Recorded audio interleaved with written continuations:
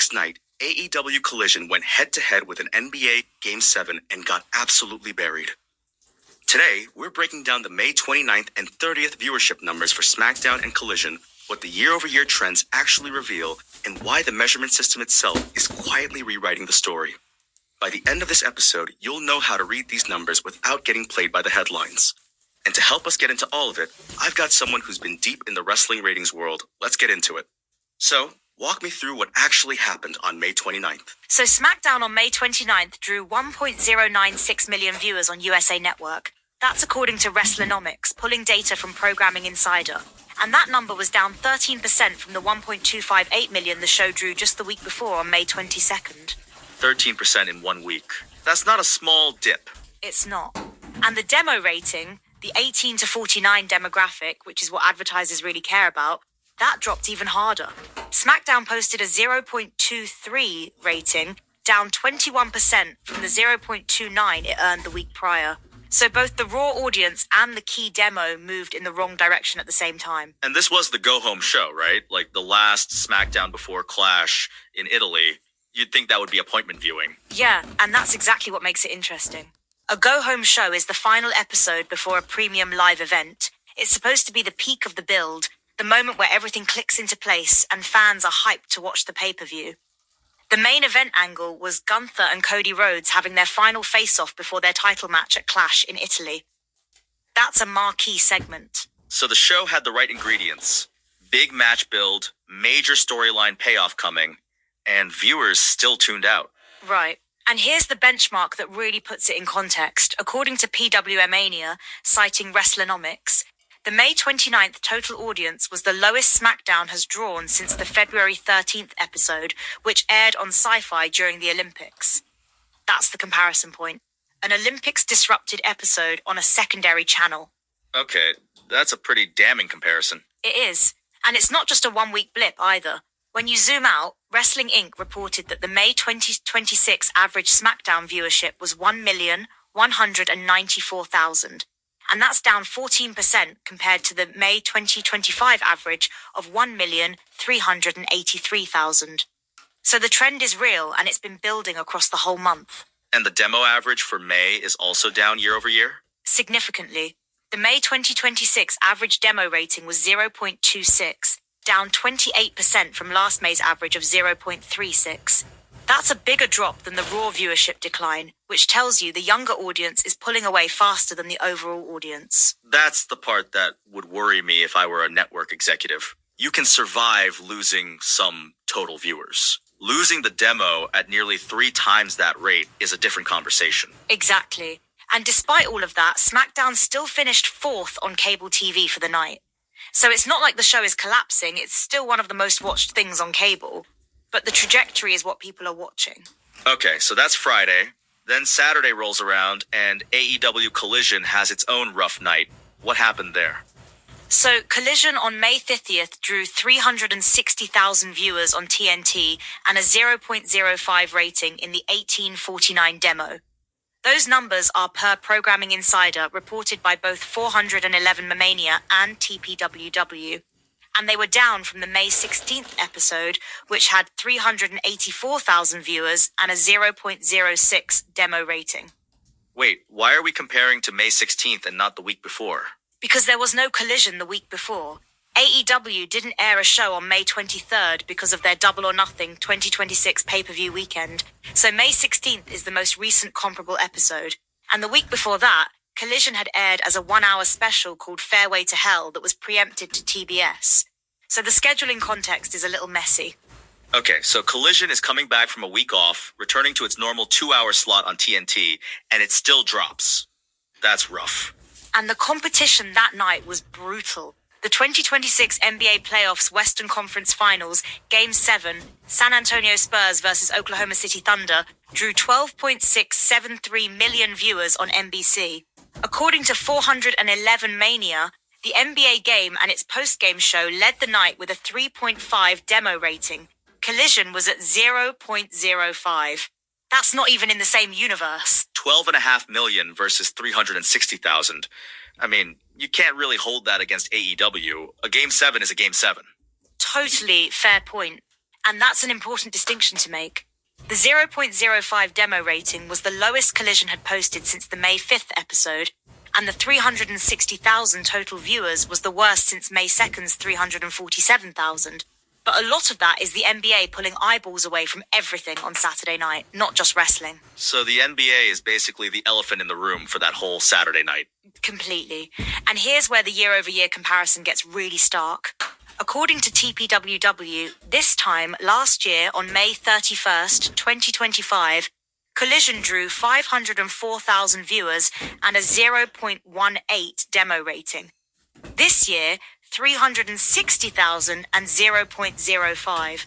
That's a massive drop in the demo specifically. From 0.18 to 0.05. That's not a small shift. That's like 2/3 of the demo audience gone year over year. And this is where we have to talk about something that changes the entire conversation, the Nielsen measurement overhaul. Because you cannot look at these year-over-year numbers without understanding what happened to how ratings are actually counted. Okay, break that down for me. What changed? So, starting in October 2025, Nielsen rolled out what they call the Big Data Plus panel system. Wrestling Attitude has a really thorough breakdown of this. The old system used traditional viewer panels, a sample of households that represented the broader population. The new system blends those panels with data from 45 million households and 75 million devices. We're talking smart TVs, cable boxes from Comcast, Dish, DirecTV, Roku, Vizio, all of it. So it's a much bigger data set. Massively bigger. And Nielsen CEO Kartik Rao called it, quote, a landmark moment for TV ratings, saying it provides the most accurate measurement in the history of television. But here's the catch. The new system tracks every channel change. So if you flip away for 2 minutes during a commercial, that now counts as a viewer loss. And co-viewing, like watching at a bar or a gym, counts less than it used to. So wrestling fans watching at a sports bar, which is a pretty common thing, are basically invisible to the new system. Exactly. And wrestling specifically had a reputation for being overstated by the old panel system. So the new methodology hit wrestling harder than a lot of other programming. Wrestling Attitude notes that the change coincided with a general decrease in viewership measurements for wrestling programs. Then, in late January 2026, Nielsen made another adjustment specifically for cable telecasts, which actually bumped numbers back up a bit. So the numbers shifted down in October, then partially corrected in January, which means comparing anything from 2025 to 2026 is kind of like comparing apples to oranges. That's the key insight. 411 Mania actually flags this directly in their Collision report. They note that even the original Big Data Plus panel ratings make comparisons to pre-change weeks difficult. So when we see Collision's demo drop from 0.18 to 0.05 year over year, part of that is a real audience decline, and part of it is a measurement methodology change. We can't cleanly separate the two. That's a really important caveat. So the scary-looking numbers might be partially a measurement artifact. Partially, not entirely. The trends are real, but the magnitude of the year-over-year drop is inflated by the methodology shift. And this is why Wrestlenomics, which is probably the most rigorous source for wrestling ratings analysis, is careful to contextualize every number with the measurement change. Okay, so here's something that actually surprised me when I was looking at the data. AEW Collision's 2026 year-to-date average Raw viewership, 409,000, is actually slightly above the same period in 2025, which was 397,000, according to 411 Mania. So the headcount is marginally up even as the demo craters. Yeah, and that's a genuinely interesting tension in the data. The total audience is holding or even slightly growing, but the 1849 demo is down significantly. What that might suggest is that Collision is retaining or gaining older viewers while losing younger ones, or that the demo measurement is being hit harder by the Nielsen changes than the total viewer count. Which metric matters more, though? Like, if you're AEW, which number do you actually care about? Historically, the 1849 demo is what drives ad rates. Advertisers pay a premium to reach that age group. So a cratering demo rating is a revenue problem, even if total viewers are stable. But the streaming simulcast on HBO Max complicates things further. TPWW noted that the streaming viewership numbers for Collision's simulcast are currently not known. So there's a whole audience that isn't even being counted in these cable numbers. Right, and that's the broader shift happening across all of TV, not just wrestling. Linear ratings are increasingly an incomplete picture. Completely. And Suplex Digest actually frames this really well in their 2026 analysis of the WWE versus AEW landscape. They make the point that this is nothing like the 1990s Monday Night Wars. AEW isn't trying to overtake WWE, it's trying to establish itself as a permanent second major for the long term. And WWE isn't trying to crush AEW. Both can coexist and both can win simultaneously. That's a really different framing than the war narrative that wrestling media loves to push. It is, and the numbers kind of bear that out. SmackDown at 1.096 million is still one of the most watched things on cable on a Friday night. Collision at 360,000 is a completely different tier of programming. But they're serving different audiences with different expectations. Suplex Digest describes AEW in 2026 as settling into a stable mid-tier with a loyal audience and a clear creative identity. And WWE is operating at a completely different scale. Tico Group Holdings, record PPV buys, deepest roster in 15 years, according to Suplex Digest. Right. And SmackDown specifically has been WWE's strongest brand creatively since 2020, per Suplex Digest. So even when it dips to 1.096 million on a go-home show, that's still a show with enormous structural advantages, network deal, roster depth, brand recognition. Let me push back on something, though. If SmackDown is so structurally strong, why is the May 2026 average down 14% year over year? That's not a one-week blip. That's a sustained trend. That's a fair challenge. And honestly, the Nielsen methodology change is part of the answer, but not all of it. PWMania's report notes that the current SmackDown average rating of 0.298 in the 1849 demo compares to 0.444 for the same period in 2025. And the average viewership of 1.247 million compares to 1.512 million in 2025. Those are real declines, even accounting for measurement changes. So the methodology explains some of it, but not all of it. Exactly. And the wrestling media landscape is kind of split on how to interpret this. Some analysts point to the Nielsen changes as the primary driver. Others argue that linear TV viewership is genuinely declining for wrestling as fans migrate to streaming, social media clips, and on-demand viewing. The YouTube numbers for SmackDown segments are actually pretty telling. Fightful reported that the top SmackDown YouTube video from that week, Rhea Ripley, Charlotte Flair, and Alexa Bliss confronting Jade Cargill, pulled 364,000 views on its own. So one YouTube clip gets almost as many views as an entire Collision episode. That's wild. And that's the tension at the heart of all of this. The audience for wrestling content might not be shrinking, it might just be fragmenting across platforms in ways that traditional cable ratings can't capture. The Nielsen system, even the new one, is still fundamentally a linear TV measurement tool. Which brings us back to the AEW Collision streaming numbers that we just don't have. If HBO Max simulcast is pulling a meaningful audience, the 360,000 cable number is genuinely incomplete. Completely incomplete. And this is actually a structural problem for how we talk about wrestling ratings right now. The industry is in this weird transitional moment where the old measurement tools don't fully capture the new viewing behaviors, and the new tools are still being calibrated. So every number you see comes with an asterisk. Okay, I want to zoom out for a second, because we've been talking about numbers, but there's a real-world context here. The May 29th SmackDown was the go-home show for Clash in Italy, WWE running a premium live event in Spain. Axiom, who's from Spain, actually beat The Miz on that episode. That's a pretty deliberate piece of storytelling for an international audience. Yeah, and that's an interesting wrinkle.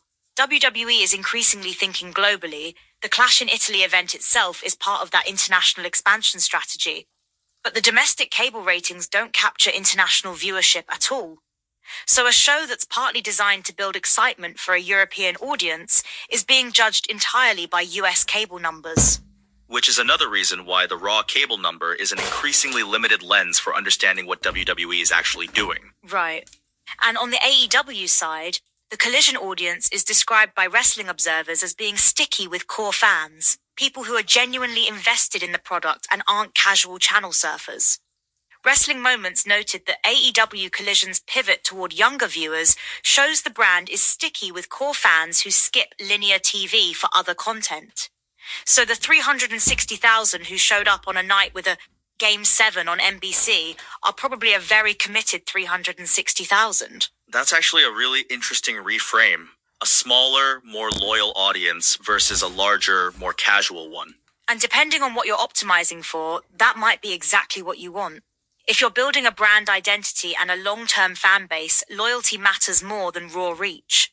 The question is whether TNT and the advertisers buying time on Collision see it that way. And that's the business reality that ultimately drives all of these decisions.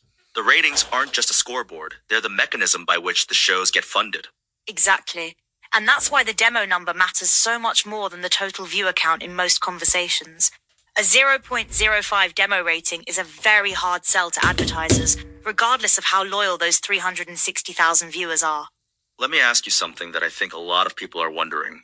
Is this a crisis for wrestling on linear TV, or is this just the new normal? I think it's the new normal, and I think the industry is slowly accepting that. SmackDown at 1.096 million is still a top 5 cable program on a Friday night. That's not a crisis, that's a show that's doing well in a fragmented media landscape. The crisis framing comes from comparing to 2025 numbers that were measured differently, or to a peak era of cable TV that no longer exists for anyone.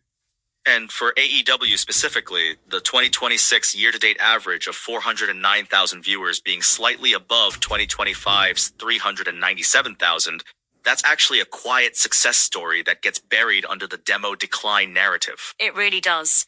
And Wrestlenomics' data report on the May 27th Collision, the preempted episode that aired after Dynamite on TBS, actually showed 498,000 viewers and a 0.08 demo rating. That's a notably stronger number, and it came from airing immediately after Dynamite, which itself drew 704,000 viewers.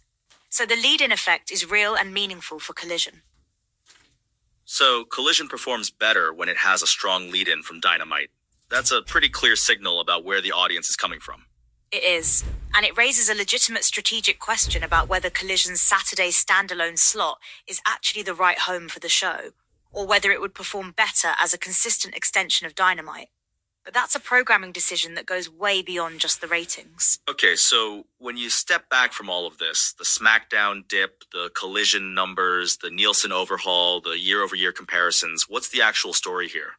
The actual story is that wrestling on linear TV is navigating a genuinely complicated moment. SmackDown drew 1.096 million on May 29th, down 13% week over week and down 14% for the month versus last year, per Wrestlenomics and Wrestling Inc. That's a real trend, but it's a show that still ranks in the top 5 on cable on Friday nights. And Collision drew 360,000 on May 30th against a Game 7 that pulled 12.673 million viewers. Context matters enormously. Enormously. And underneath both of those numbers is a measurement system that changed fundamentally in October 2025 and was adjusted again in January 2026.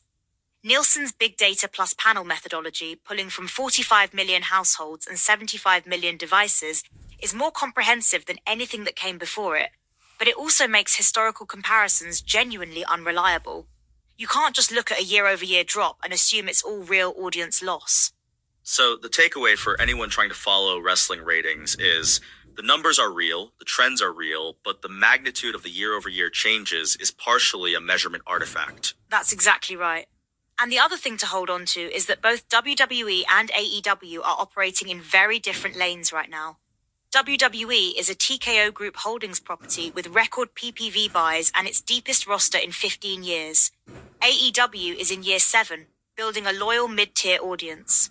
Suplex Digest put it well, both can win at the same time, and in 2026, they are. Here's what this really comes down to. The next time you see a wrestling ratings headline that says viewership dropped dramatically, you now have the tools to ask the right questions. Is this week over week or year over year?